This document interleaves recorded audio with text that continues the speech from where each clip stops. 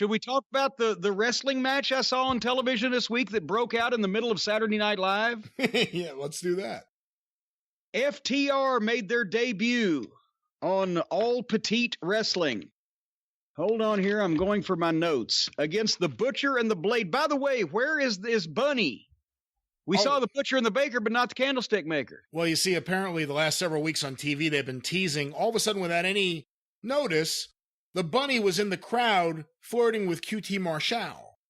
And now the Bunny is with QT. And I ended up watching a little more of AEW this week than you did. There was a promo backstage with the Natural Nightmares, the worst name for a tag team in a while, Dustin Rhodes, QT Marshall, Brandy Rhodes, and the Bunny was just hanging off QT wearing one of those jackets with the colors of Cody's neck tattoo. And Brandy got very upset that the Bunny is wearing her family's colors. So they're doing something with QT and the Bunny, who, of course, in real life is married to the Blade. Oh, boy. Obviously, you have missed all of this, and I'm sure. God damn it. God damn it. Just fucking, do I have a gunshot sound on this thing? Hold on. Let me see if somebody could shoot me now. Wait a minute. No, that wouldn't be it. How about this? Wait a minute. That's the way I think about that whole thing. So they just start, not to go off on a tangent, but they just start people on TV and then just change their names and their gimmicks and their affiliations just from week to week on television in front of God and everybody. Well, who knows? I mean, it could be a long-term plot by the Butcher and the Blade to have the Bunny fool QT Marshall, give him a false sense of security, setting up that feud that everyone's been waiting for, the Natural Nightmares versus the Blade and the Butcher. Well, before I saw this match, I would have said I don't think the Butcher and the Blade ought to start reading any continued stories or having any long-term plans in wrestling. But actually, they don't look too well. One of them, at least, don't look too bad. But I'm getting ahead of myself. First of all, the Butcher and the Blade. What is this fucking gimmick? What is this gimmick? Blade comes out wearing a mask, but he takes it off to wrestle. Is he affiliated with the Dork Order? Because they're doing the same fucking thing. Some of their guys are masked, some are not. It's indiscriminate. Sometimes we know their name, but they're wearing a fucking mask. Sometimes they're not wearing a mask, we don't know their fucking name. I don't know what the fuck. The Butcher, he's wearing a fucking monocle. Is he a goddamn World War I German fighting air ace? Or is he a butcher? Nothing he does relates to a butcher. Are any of his moves named anything that a butcher would use? Does he have a background as a butcher? Is he an actual butcher in the meat department? Or is he a butcher? He's been a commandant of a prison camp, and he was called the Butcher of Borneo in the war crimes trial. What the fuck? And I wrote down here, where is Bunny? You've answered that for me. I wrote, is Blade a knife thrower in the circus? What do their names and their appearance have with who they are, and who the fuck are they, and why are they called these things? I mean, it may be oversimplifying things, but with Beautiful Bobby and Sweet Stan, you kind of knew that here's the blonde guys that think they're fucking good looking. Or goddamn any tag team in fucking history. You kind of understood what the fuck. I don't know what the fuck is going on here. Have I missed something, or they're just leaving it up to us to determine this? I mean, the only things I could think of are, there was that promo video, maybe a vignette video is more appropriate, way back where MJF went and gave them money and they were in seemingly a butcher shop cutting up something. But I don't know if they worked together in a butcher shop. I don't know if that's why they were friends from the butcher shop. Yeah.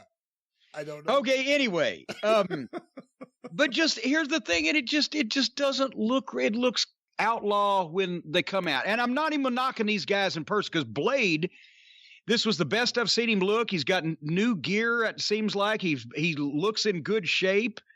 He got new hair, or a new haircut, or whatever. His work was excellent here. I'm not knocking these guys. This gimmick is just fucking rotten. Why can't this company come up with any appealing way to present anybody? The gimmicks are fucking horrible. FTR come out. Okay, customized truck. The truck's going to be a thing. Okay, they got a big outdoor arena. but they came in with serious faces. They had some swagger to their walk to the ring. They come into the ring like a tag team. They know where the cameras are. They're trash talking, even though you can't hear it. It looked like somebody was coming into the ring that I should pay attention to. How can I explain this any better, Brian? It wasn't just like some fucking goofy guys off the indies trying to be wrestlers. You can tell when you look. Can you explain it any better than that? No, I think you pretty much explained it. Well, I didn't really explain it to anybody who doesn't already know what I look. They stand out from everyone else because of the way they carry themselves. Anyway, Dax and Blade started. I was glad to say they locked up. Not only did a wrestling match begin with a lockup, imagine that, but they locked up like men and struggled and pie-faced each other and bulled around a little bit and did it more than once. Tied up and tested each other out a little bit. And then you look at Dax Harwood, his basics, his body language is on point when he fucking takes the head, hip toss, fucking has him down. He's not just sitting there in a headlock. He was up on the points of his toes, leaning his body language into the fucking hold. The holds look good. He works them. The strikes are there because he lays them in good places. Spots are smooth. He's hitting the ropes. There's not wasted motion.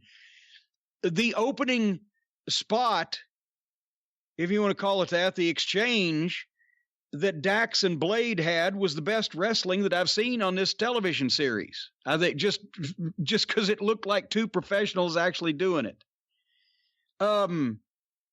The booking of this, of course, is completely goofy because they're making a heel team is making their debut on the television program against a heel team. And so that was fucking stupid. But they did little things. Dax, early on a roll-up, he pulled the trunks. They established early that they were kind of the heels to watch in this match. Even if the other guys may be heelish later, we're kind of still heels. They were smart with it. Jim Ross had to mention that the tag teams were actually following the rules. That's amazing that should be brought up. Imagine in the fifth inning of a fucking Major League Baseball game. Say, by the way, folks, you may have noticed that both teams are following the rules in this game. Fuck. FTR is so smooth on their tags. They're holding the tag rope and all, etc., but also smooth on just the tags in and out and the double teams on the tags. There's no wasted time or motion.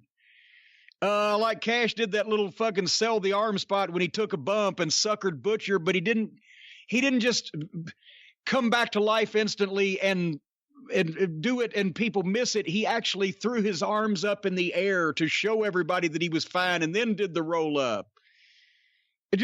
Portraying things to people. Butcher and the Baker got heat on Cash and he sold well. He shouldn't have been put in that position because they're heels, but as I mentioned, they can't tell who their heels and their babyface are, and they need to fix that before great things can happen. But this was the only Butcher and Blade match that I've ever seen that actually made sense. I wrote here at this point. They got the heat on Cash, and then he came out with a big power slam to set up the tag. It's awkward for FTR to do a hot tag. They're heels. But so it wasn't a full duck and dodge, and I don't know if Butcher would have tried to fucking cut him off if he had, but it was a tag. Dax made a beautiful comeback. It went some back and forth. FTR hit the superplex splash on Blade, and it looked like that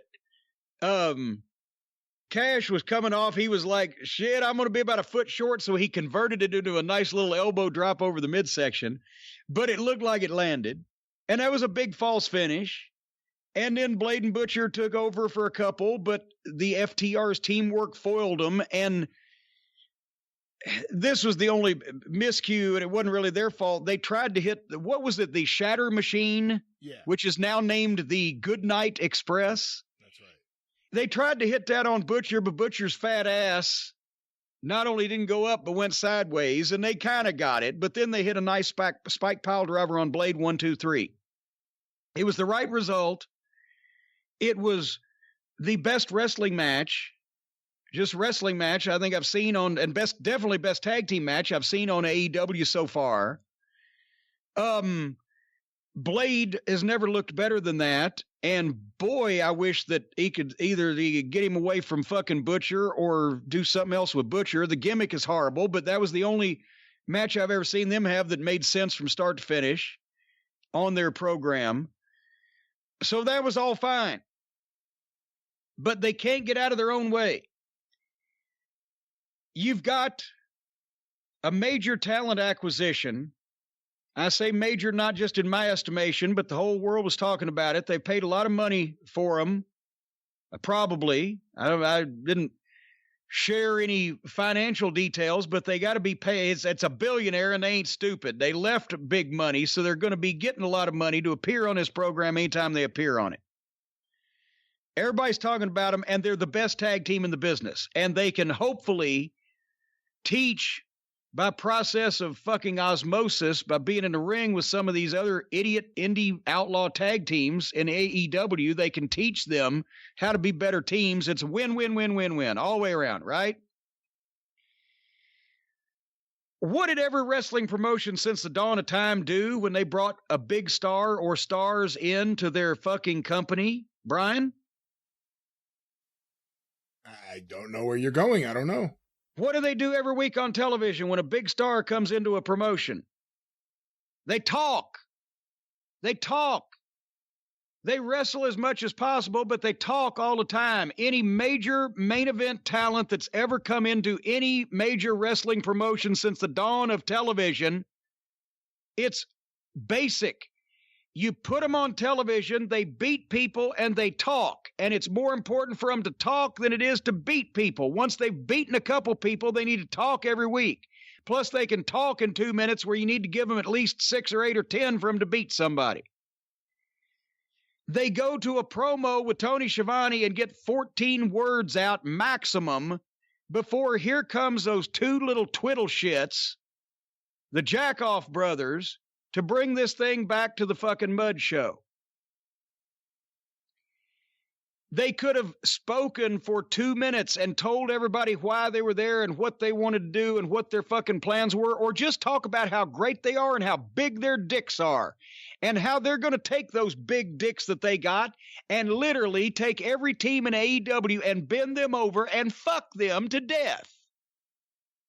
But they didn't, because Road Warrior Buck and his brother Balding Buck had to come out dressed like idiots, like 15-year-old delinquents, and cut a promo where Nick sounded like he was taking a cruise on Lake Havasoma, and Road Warrior Buck was actually trying to be physically intimidating and be phony at the same time.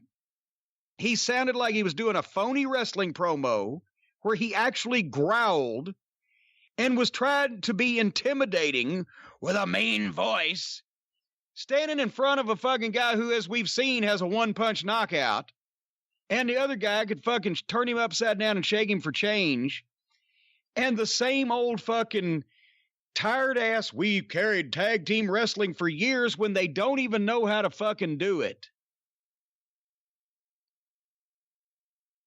If they wanted to come out and confront the best tag team in wrestling, FTR, they could have waited 2 fucking minutes so I could hear what the men have to say before the children's table chimes in, or as my mother used to say, comments from the peanut gallery. So then, while the men are staring at the boys, suddenly, before we get to see anything, and obviously that was the tease that they meant to do, suddenly here comes Butcher and Blade and Jimmy Havoc and Kip Sabian and Adam Page and Twinkle Toes McFingerbang, and they just have a flurry where everyone fights, and then the 3 supposed top teams bump the other 3 fucking job teams out, and everyone stares at everyone awkwardly. Twinkle Toes actually in the middle of that broke into applauding for something and did a little skip. Anybody wants to go back and watch that tape?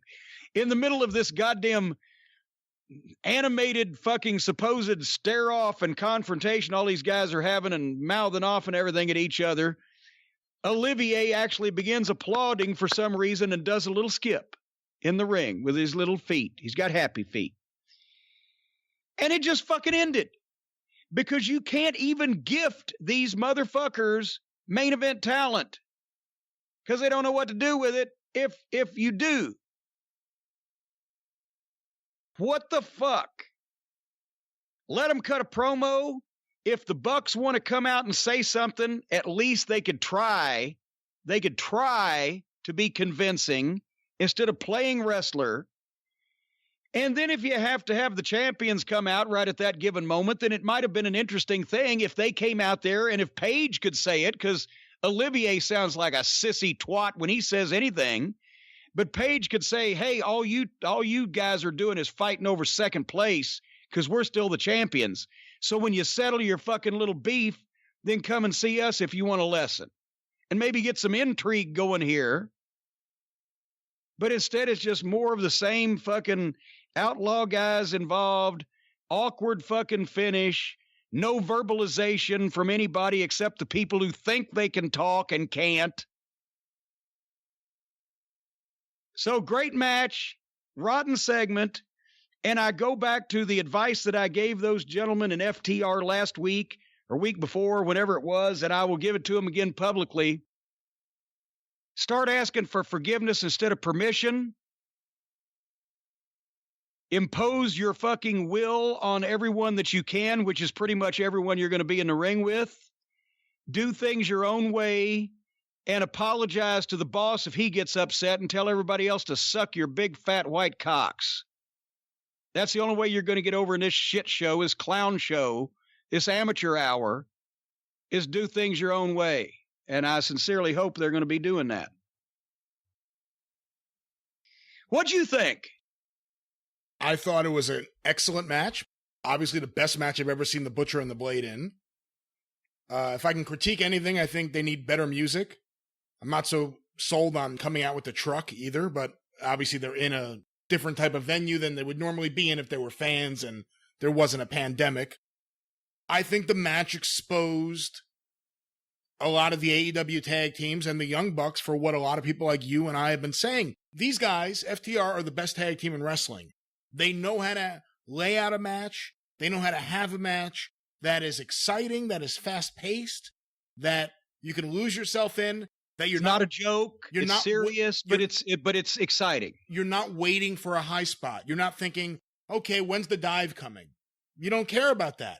They're so good at laying out their matches. And there's enough tributes to, I shouldn't even say tributes. They take the elements that worked from wrestling and tag team wrestling of the past and apply it to their matches. So that it's not like, oh, they're doing a parody of 80s wrestling, like what Vince McMahon wanted. No, they're taking what works and applying it here. And like you said, I hope some of these teams learn from these guys in there. I hope that they have a match with the Bucks when they have that match, and they're the ones laying out the match, not Nick and Matt Jackson. Well, and that's why I say, I think that contingent upon this arrangement that they have made, when you get the best in the world at what they do, you should be willing to make some concessions. I think one of those concessions Tony Khan needs to be making is tell his little fucking play vice presidents, shut the fuck up, as we used to say, open your ears and shut your mouth and listen, and we'll have a great match. And if FTR needs to take them by the nose and lead them willingly or unwillingly, they need to do that. And it's not just, if the Young Bucks just do what they're told, nobody will get hurt and they'll look better. They'll look like they know what they're doing for once. Or they can try to do their own shit and this stupid shit that they do, and that will not only hurt business, but hurt FTR's image. And I would think that FTR knows that and will not allow that to happen, because why would you go they've just left one big promotion and now they're in the other one that pays well. And these two little jackoffs are going to make them look like another couple of the boys. No, they are special. They need to stand out and they need to stay special, and they need to do what they need to do that, whether the Bucks want to fucking go along with it or not. Because who's going to fucking stop them? Can you honestly see Dax Harwood and Cash Wheeler in an actual legitimate confrontation with the Bucks. I can't either because the Bucks wouldn't let that happen because they would know the winner of that horse race. Fucking little twits. And by the way, I will say this, and I tweeted this out. They're horrible on the mic. And I guess if you're it was brutal. If you're into their YouTube show, maybe you like their personalities. But like you said, Nick Jackson, I don't know if he's half asleep. He's certainly not a pothead, I wouldn't think, because he's so religious. But he's out there. He sounds like he just doesn't care. And then Matt Jackson acting like he's little Mr. Tough Guy. They're not good on the mic at all. And then they're acting like the heels. Everyone that's another thing. Who's the fucking heels here? You just brought in the best heel team in the business and you're trying to out-heel them. I could see people's fucking palms getting itchy in TV land with Matt. The more Matt Jackson spoke, the more I wanted to slap him. He's obviously being heelish because he's playing wrestler.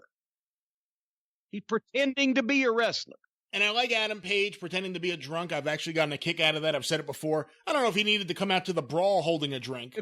That didn't make much sense. But, I think about the previous pay-per-view and a lot of the episodes we reviewed when you were still reviewing these episodes. And the MJF matches always stood out because, here's a guy who could do high spots if he wanted to. And instead he works a wrestling match and we get into it. You have to think that if there was an audience there because of his personality, they would be into it. You're not waiting for high spots. It's a wrestling match in 2020 and it works. These guys do the same thing. These guys can have a wrestling match without gratuitous high spots. Yeah. Without no selling everything and popping up and doing more spots.